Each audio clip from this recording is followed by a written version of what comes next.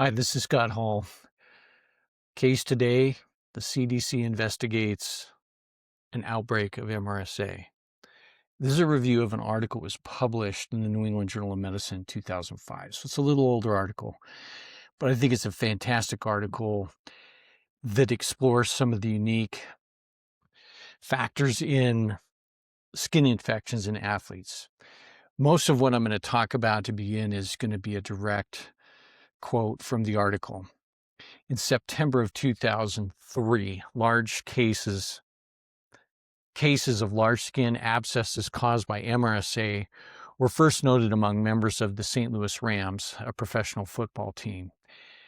Additional cases among team members and subsequent cases in an opposing team suggested that competitive play might be causing the transmission. On November 6, 2003, the CDC was invited to investigate the transmission of MRSA among the St. Louis Rams football players and to recommend prevention and control measures and to characterize the bacterial isolates. To identify the potential activities that might have led to the transmission of MRSA, the CDC performed an observational study of on-field and off-field activities and hygiene practices during competition and training at the Rams facility. In addition, a retrospective cohort study of the players was conducted to identify risk factors for infection.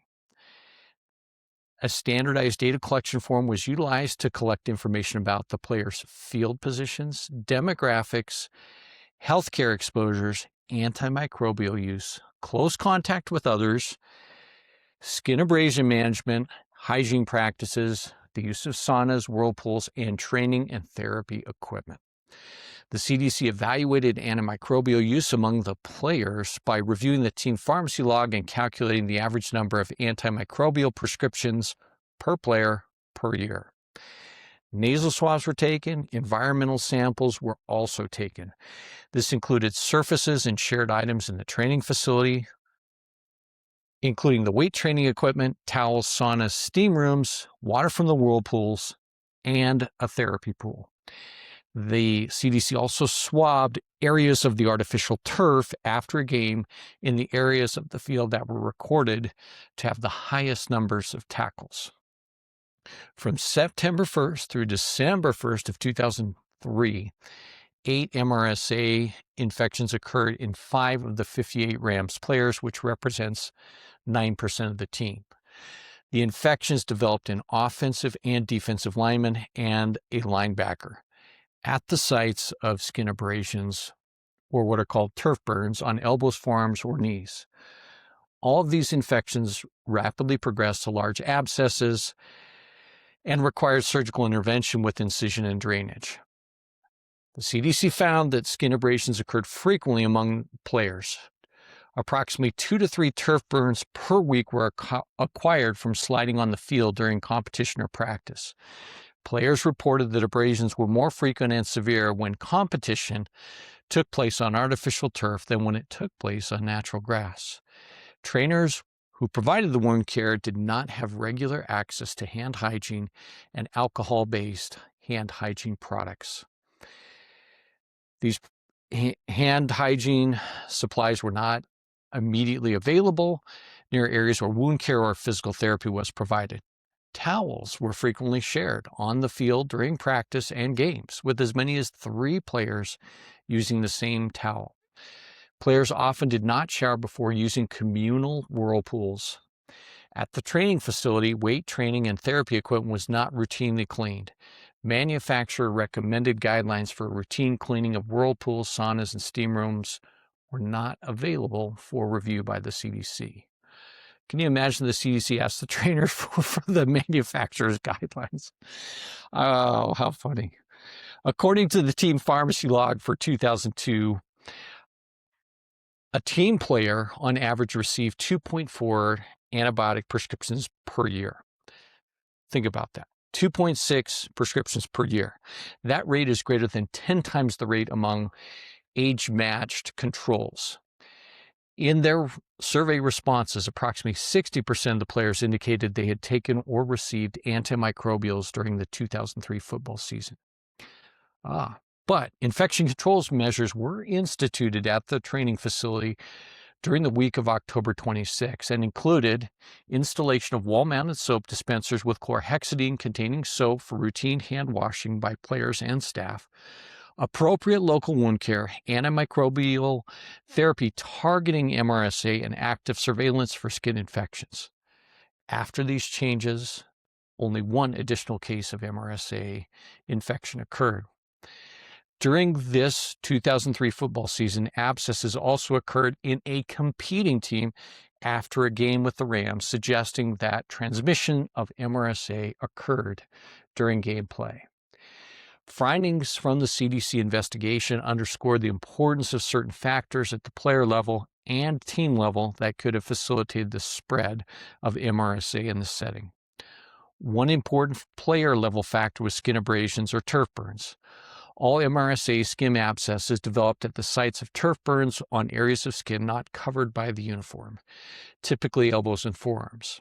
These abrasions were usually left uncovered, and when combined with frequent skin-to-skin contact throughout the season, probably constituted both the source and vehicle for transmission. The CDC observed that a lack of regular access to hand hygiene equipment for trainers who provided wound care, skipping of showers by players before the use of communal whirlpools, and the sharing of towels, all these factors might facilitate the transmission of infection in the setting. The reasons for the emergence of MRSA were unclear to the CDC investigators. However, antimicrobial use in this community may have helped select bacteria that are resistant to standard empiric therapy for skin and soft tissue infections. The players in the investigation received, again, 10 times the number of antimicrobial prescriptions compared to the general public. Increased use of antimicrobial agents when combined with other factors such as compromised skin, close skin-to-skin contact, close person-to-person proximity, a contaminated environment, and suboptimal hand and personal hygiene likely provide the right conditions for efficient transmission among members of the cohort and thus lead to clusters of skin infections. That's the quote from the article.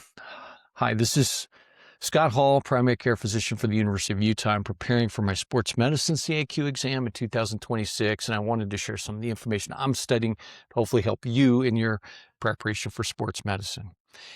This article and several others about that were published in that same era led to the development of additional guidelines, and I wanted to quote an article that was published in 2016 about some of the things that team physicians could do to promote skin health among their athletes. Number one, to decrease transmission, team physicians should withhold athletes with bacterial, viral, and fungal infections from practice or competition until adequately treated. Promote good hygiene with regular bathing and nail trimming, emphasizing showering as soon as possible. Number three, washing hands regularly with soap and water or using alcohol-based hand sanitizer. Avoid sharing equipment, uniforms, towels, clothing, bedding, bar soaps, razors, and toothbrushes. Coverage of a wound is never appropriate as a primary treatment or prevention of the spread of disease. Coverage of skin lesions is applicable only after these lesions are non-infectious to prevent secondary infections. So those are taken from Selected Issues in Injury and Illness Prevention and the Team Physician, a consensus statement published in Medicine and Science in Sports and Exercise in January of 2016. One additional reference that I'm going to have to study, I would refer you to, is published in the journal Sports Health in 2023. It's called More Than Skin Deep, Dermatologic Conditions in Athletes. It contains a nice summary tables about different skin infections, how to treat them, and NCAA and high school guidelines for athletic restrictions when those skin infections are being treated. Thank you.